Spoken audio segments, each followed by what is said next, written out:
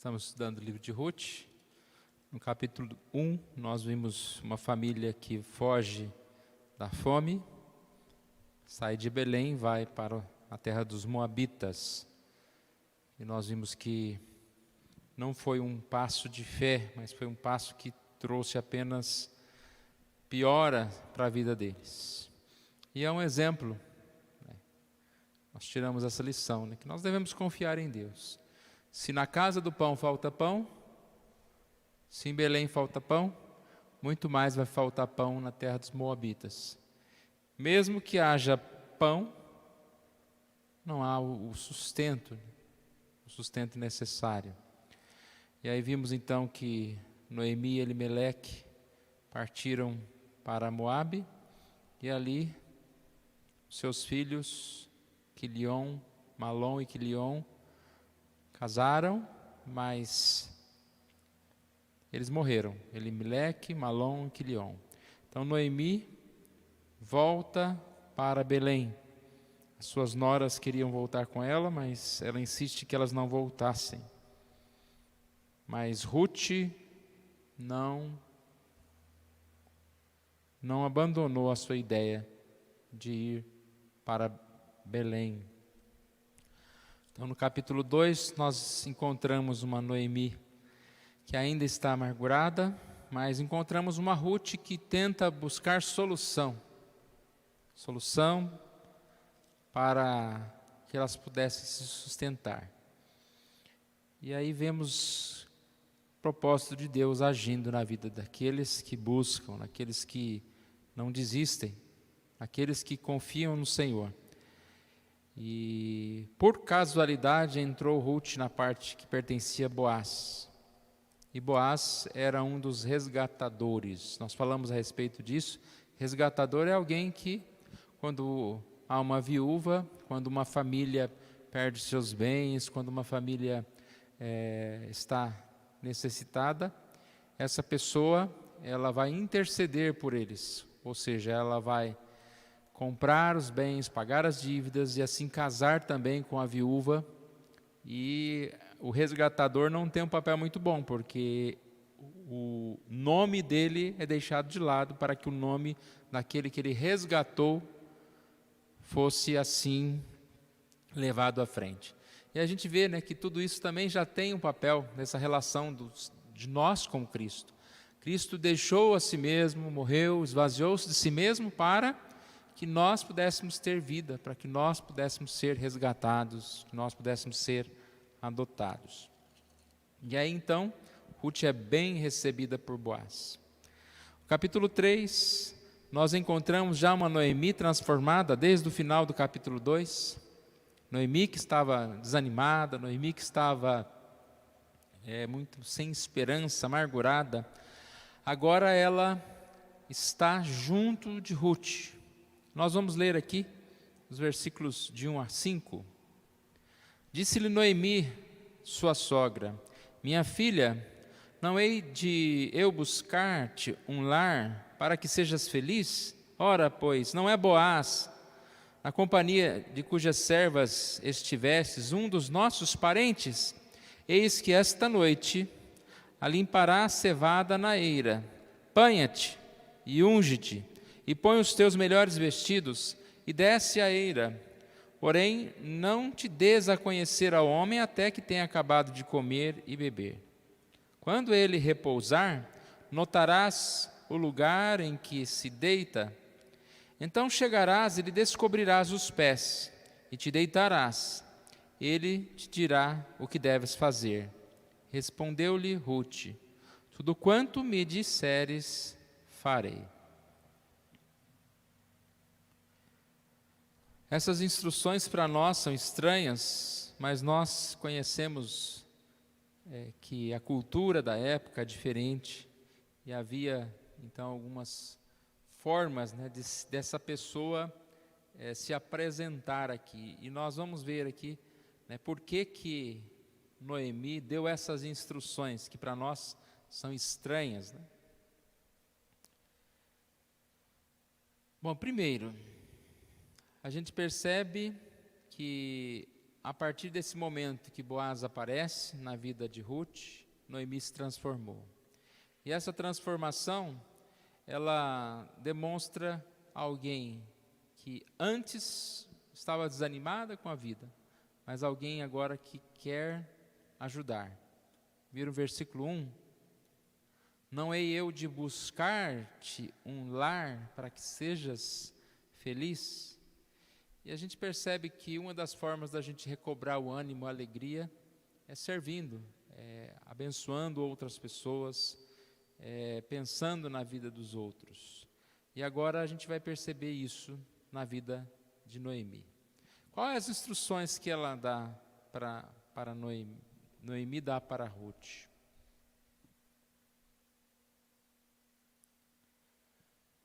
Algumas palavras aqui, ó. Primeiro, banhar-te. A gente pensa, né, mas será que precisa ter uma ocasião especial para tomar banho? Naquela época, não sei como que funcionava. Imagina o calor, a poeira lá do Oriente e a frequência que eles poderiam se banhar. Mas aqui, todo esse percurso aqui, banhar, ungir, colocar o melhor vestido, tudo está se relacionando a como se fosse uma noiva que se prepara para um casamento. Então, ela deveria se banhar, ela deveria se lavar. E num dos comentários que eu vi, ele faz uma aplicação em cada um desses pontos.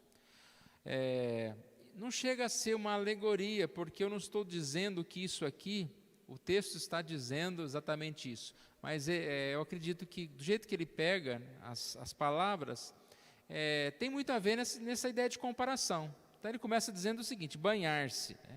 A ideia de que se você deseja aprofundar o seu relacionamento com o Senhor, é preciso purificar. Então ele compara o banhar-se com cada um de nós devemos nos purificar. Ela não poderia chegar lá querendo se oferecer para um noivo se ela não tivesse com essa sequência de coisas. Então, primeiro, banhar, que significaria purificar. Depois ele fala de ungir-te. Ungir-se naquela época era tanto como um perfume, como uma preparação também, uma preparação especial da noiva, para ficar mais aprazível ao seu noivo. E a Bíblia fala sobre essa unção, sobre esse óleo, como muitas vezes a lembrança da presença do Espírito Santo. Então, para que nós possamos estar mais agradáveis a Deus, nós devemos estar ligados ao Espírito Santo de Deus. E assim, nessa presença do Espírito Santo de Deus, poder ter comunhão com Deus. Trocar de roupa também é uma coisa muito comum, na Bíblia, quando a gente fala de vestiduras novas, vestiduras brancas, vestiduras limpas. E a ideia para essa Ruth específica, a gente lembra, na Bíblia muitas vezes fala-se que alguém se vestia como viúva por um longo tempo. Então é como se ela estivesse tirando as suas roupas de viúva, de tristeza, e colocando uma roupa especial. Não sei quantas roupas eles tinham naquela época, mas todo mundo tem uma roupa que você fala, essa aqui é especial, estou guardando para usar no Natal. E essa roupa especial ela deveria vestir, e assim também nós podemos sim comparar que nós devemos vestir roupas brancas para nos aproximarmos, para chegarmos ao encontro com o Senhor. E esse preparo todo, para quê? Para se apresentar ao Boaz. Eu vou ler um trecho aqui, ó. Não havia nada de inapropriado esse procedimento, pois era a única maneira de Ruth oferecer-se ao parente resgatador. Devia colocar-se aos pés do seu senhor e ele faria o resto. Quer seja em nossa comunhão particular com o Senhor, quer no culto público, essa parte não vou ler. Então, o que ele está falando aqui? Que a ideia aqui é esse aproximar-se. A gente vai perceber que o porquê Ruth não esperou Boaz se aproximar e ela se aproximou. Então, a gente vai perceber que era uma questão de ordem, no sentido de que ele era mais velho, ele poderia achar que outra pessoa iria casar com ela. Tanto que ele vai falar isso, se há um parente, o resgatador. Vamos ler mais um trecho aqui, de 6 a 9. Então foi para a eira e fez conforme tudo quanto a sogra lhe havia ordenado. Havendo, pois, Boaz comido e bebido, e já de coração um tanto alegre, veio deitar-se ao pé de um monte de cereais. Então chegou ela de mansinho e lhe descobriu os pés e se deitou. Sucedeu que pela meia-noite, assustando-se o homem, sentou-se, e eis que uma mulher estava deitada a seus pés. Disse ele: quem és tu? Ela respondeu: sou Rute, sua serva. Estende a tua capa sobre a tua serva, porque tu és resgatador. Então a pergunta é: por que Rute não esperou Boaz lhe pedisse em casamento? Como eu já disse há pouco, ela pensava que ele podia pensar que ela se casaria com alguém mais jovem, da ideia aqui de uma diferença de idade que eles tinham. E o motivo principal está no versículo 12, quando ele fala aqui, é muito verdade que eu sou resgatador, mas ainda há outro resgatador, há mais chegado do que eu. Então, ele sabia que havia outra pessoa mais próximo, um parente mais próximo, que poderia, assim, resgatá-la, nesse sentido.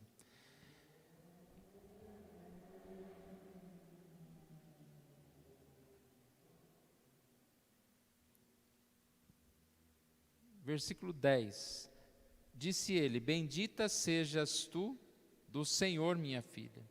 Melhor fizeste a tua última benevolência que a primeira, pois não foste após jovens, quer pobres, quer ricos. Agora, pois, minha filha, não tenhas receio, tudo quanto disseste eu te farei, pois toda a cidade do meu povo sabe que és mulher virtuosa. Qual foi a resposta de Boaz? Boaz, ele não recusa a Rute, mas ele entende que primeiro ele teria que falar com esse outro resgatador. Repare que aqui não é a Rute que vai ter que ir atrás de uma outra pessoa, ou esperar alguém ir até ela. Aqui ele assume um compromisso de ir até essa outra pessoa e conversar, Mais ou menos assim a conversa. Chegar lá e falar: olha, a Rute, estou pensando em casar com a Rute, e você vai casar com ela? Você vai resgatá-la? Ou posso eu mesmo? Repare que para a Rute isso não era muito fácil. Tanto que, como nós falamos no início, era mais fácil ela ser perseguida, era mais fácil ela ser rejeitada, porque ela era uma moabita. Por mais que ela tenha entrado na família, por mais que ela estivesse se adequando a querer ser do povo de Deus, ela era uma moabita. E moabita não tinha nenhuma boa fama, Pelo contrário, muitas destas casavam com homens judeus, e assim eles desviavam do caminho, elas levavam eles aos seus deuses. Mas Boaz já conhece Rute, já conhece e já sabe quem ela é. Por isso ele a trata assim. E como nós falamos também, provavelmente ele já tinha alguma intenção por ela. E aí ele faz essas promessas. Olha o versículo 11. Agora, pois, minha filha, não tenhas receio. Tudo quanto disseste, eu te farei. Tudo quanto disseste, eu te farei. Comparando novamente, Rute com a gente, como o povo de Deus, e Boaz como o próprio Deus, o resgatador. Como Boaz, Deus nos aceita. Quando ele chama de minha filha, ele está propondo uma palavra carinhosa. Também ele dá segurança. De 11 a 13 a gente vê, não tenhas receio. Ele fala aqui, logo no começo do versículo 11, minha filha, não tenhas receio, não se preocupe. Como nós lemos no Salmo 46, Deus é o nosso refúgio, socorro bem presente, não tenha medo. O Senhor é o nosso auxílio. Versículo 11, tudo quanto disseste eu te farei. É a palavra que Deus tem colocado para nós também. Eu vou cuidar de você, eu vou cuidar da sua vida. Não temas, não temas.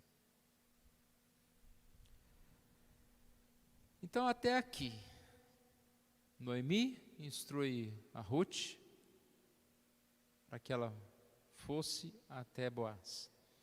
Lembra que nós falamos que estava no início da colheita e agora já está chegando ao fim. E aparentemente ela foi bem recebida, mas nada aconteceu. E Noemi falou, vamos lá antes que acabe essa colheita aí, depois só vai demorar muito tempo. Vai até lá. Mostra que você é alguém que precisa ser resgatada. Vai até ele. E foi isso que ela fez. E assim, ele não a tomou naquele momento, mas ele disse que ela deveria ficar ali, não deixar ninguém perceber, né, o que estava acontecendo, ou seja, antes de clarear ela deveria sair, e que ele iria cuidar do resto, falar com outro resgatador e voltar para ela. Vamos ler mais uma parte aqui, de 15 a 17. Disse mais, dá-me o manto que tem sobre ti e segura-o. Ela o segurou. Ele o encheu com 6 medidas de cevada e lhe pôs às costas. Então entrou ela na cidade. Em chegando à casa da sua sogra, esta lhe disse, como se te passaram as coisas, minha filha? Ela lhe contou tudo quanto aquele homem lhe fizera. E disse ainda, essas 6 medidas de cevada, ele mas deu e me disse, não voltes para a tua sogra sem nada. Ela não voltou apenas com uma promessa, embora se fosse só a promessa já era muito, porque era uma promessa de alguém que iria cumprir. Mas ela volta aqui também com mantimento. 6 medidas de cevada, você imagina aquela mulher forte, que diz que dá 36 quilos. Então, fez lá uma trouxa e colocou nas costas e foi embora, para chegar em casa. Era suficiente para cerca de 2 semanas de sustento lá para elas. E a ideia aqui é que quando ela chegasse para Noemi e entregasse aquilo tudo, era mais uma prova de que ela estaria sim sendo resgatada. Ou seja, supriu as suas necessidades, tanto no sentido da esperança, como também no sentido das necessidades materiais aqui. A pergunta de Noemi, como se te passaram as coisas, minha filha? Ruth mostrou para a sogra o mantimento e contou para ela tudo o que tinha acontecido. E aí a gente vê, sim, que elas devem ter ficado muito contentes por tudo que estava acontecendo. Versículo 18, então lhe disse Noemi, espera, minha filha, até que saibas em que darão essas coisas, porque aquele homem não descansará enquanto não se resolver este caso ainda hoje. A palavra de Noemi muito oportuna. Espera, minha filha. Noemi, que estava sem esperança, agora manda Ruth esperar. Espera é uma palavra importante para nós. Espera, confia, tenha fé, longanimidade.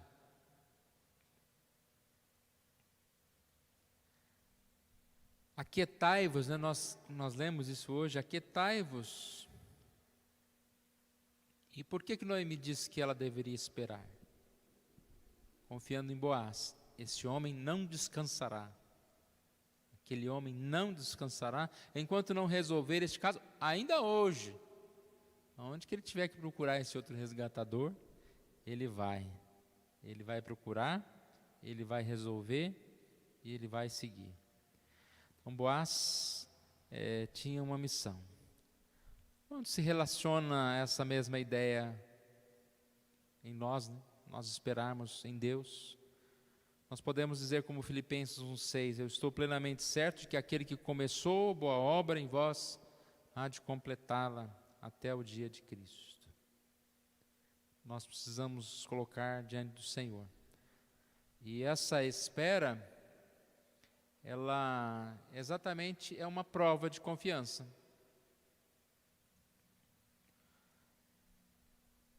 Se você fala que confia no Senhor, uma prova de que realmente você confia no Senhor é que você espera, que você descansa no Senhor, que você se coloca diante do Senhor.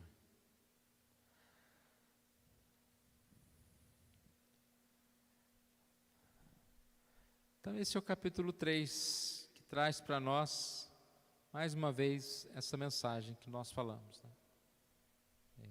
Podemos ir à fonte. A Ruth, desde o início, ela foi à fonte. Primeiro, ela vai buscar sustento. Mas, curiosamente, o capítulo 3, nós entendemos que Noemi percebe, a sua sogra Noemi percebe que, muito mais do que sustento, Deus tinha um plano maior na vida delas. Então, quem não acreditava e nem teria o sustento, agora acredita que pode ter um resgatador, acredita que a vida delas pode mudar totalmente, que Ruth pode encontrar esse esposo e que tudo que eles precisavam, pudesse realmente acontecer. E aí tem uma colocação também de um comentário que diz que a gente não busca o Senhor apenas pelo sustento material. Aqui Ruth buscava Boaz, no início pelo sustento material, mas o sustento material ele ficou em segundo plano, ele foi necessário, tanto que até mesmo nesse momento em que ela foi buscar o casamento, ela não conseguiu o casamento, mas ainda conseguiu o sustento material, mas no momento certo, ela vai ter o seu casamento. E a nossa comunhão com o Senhor é assim, né, irmãos? Não se limita às coisas materiais, não se limita àquilo que nós precisamos, mas é muito mais. Nós queremos ter comunhão com o Senhor e devemos buscar essa comunhão com o Senhor. Assim nós podemos crescer no caminho de Deus. Nós vamos ficar por aqui. Depois a gente estuda então o último capítulo. Vamos fazer uma oração? Obrigado, Senhor, nós agradecemos a Ti por essa hora, Deus. Agradecemos a Ti porque podemos confiar em Ti em todo o tempo. Aquilo que nos tem faltado hoje, ó Deus, aquilo que nós não entendemos hoje, ó Pai, é porque o Senhor Deus diz como Noemi para nós: espera. Ó Deus, sabemos que o Senhor é um Deus poderoso e que age no tempo certo, que podemos confiar nas Tuas promessas, assim como Noemi e Ruth confiaram nas promessas de Boaz, podemos confiar nas promessas do Senhor, Deus. O Senhor nos ajude nessa noite a colocar em nós, ó Pai, mais e mais essa certeza de que a nossa sede, de que as nossas necessidades podem ser supridas. E que possamos ir à fonte, que possamos buscar a presença do Senhor mais e mais. Para assim, ó Deus, ter o sustento necessário. E mais do que qualquer coisa deste mundo, ó, temos a nossa alma alimentada pelo Senhor, ó Deus. Obrigado, ó Pai, por esse momento. Nós oramos em nome de Jesus. Amém.